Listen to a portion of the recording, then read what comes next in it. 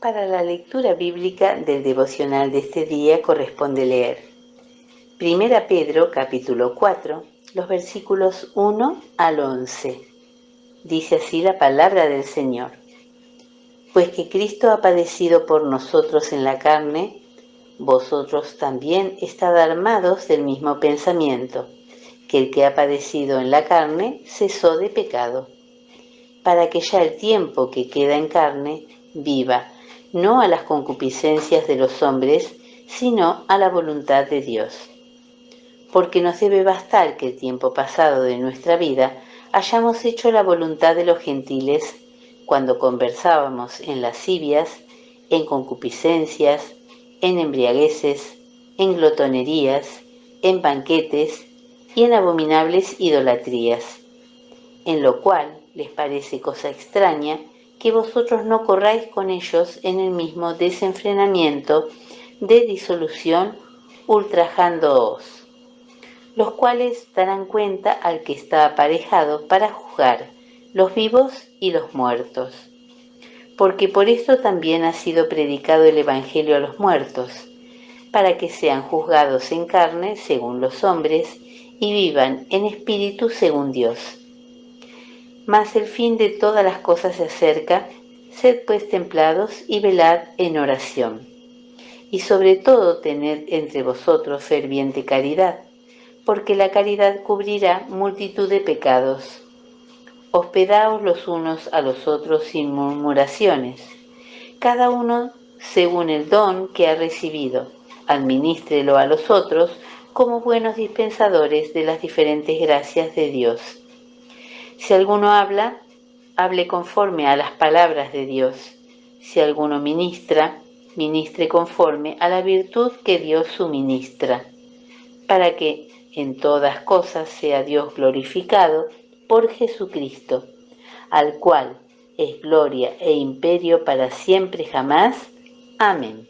Hasta aquí la palabra del Señor. El texto base para el día de hoy está en el versículo 1.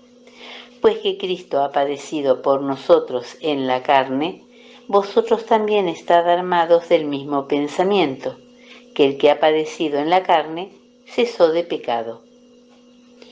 No podemos separar este versículo de su contexto, en este caso el capítulo anterior, donde Pedro viene hablando de padecer por hacer el bien, como dice el capítulo 3, los versículos 14 y 17. Mas también si alguna cosa padecéis por hacer bien, sois bienaventurados. Por tanto, no temáis por el temor de ellos, ni seáis turbados, porque mejor es que padezcáis haciendo bien, si la voluntad de Dios así lo quiere, que haciendo mal.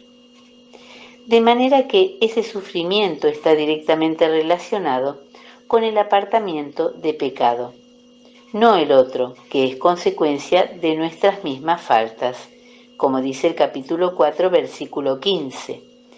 Así que ninguno de vosotros padezca como homicida, o ladrón, o malhechor, o por meterse en negocios ajenos.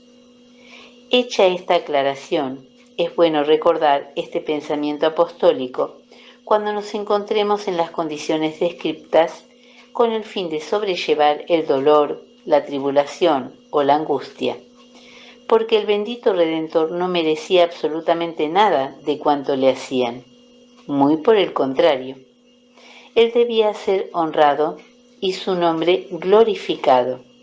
Sin embargo, padeció por los pecadores y lo hizo sin abrir su boca, como dice en Isaías capítulo 53, versículo 7. Angustiado él y afligido, no abrió su boca. Como cordero fue llevado al matadero, y como oveja delante de sus trasquiladores, enmudeció y no abrió su boca. Allí tenemos el ejemplo sublime que debemos imitar y los pasos que hemos de andar si deseamos también nosotros, en la medida que lo disponga la gracia divina, alcanzar los galardones prometidos a los suyos. Además de ello, hay otra enseñanza que no podemos pasar por alto, y es que los sufrimientos que Dios nos administra están directamente relacionados con cosas pecaminosas que Él desea quitar de nosotros. Esto no significa una santidad completa y total, sino sucesivos estados de apartamiento, de pecado y consagración al Señor. De manera que se trata de un ejercicio espiritual muy profundo y muy saludable. Cuando yo padezco algo, debo preguntarme, ¿cuál es el o los pecados que debo cesar de cometer? Seguramente que el Espíritu Santo nos los mostrará y llevándolos a la cruz de Cristo serán quitados de nuestra vida.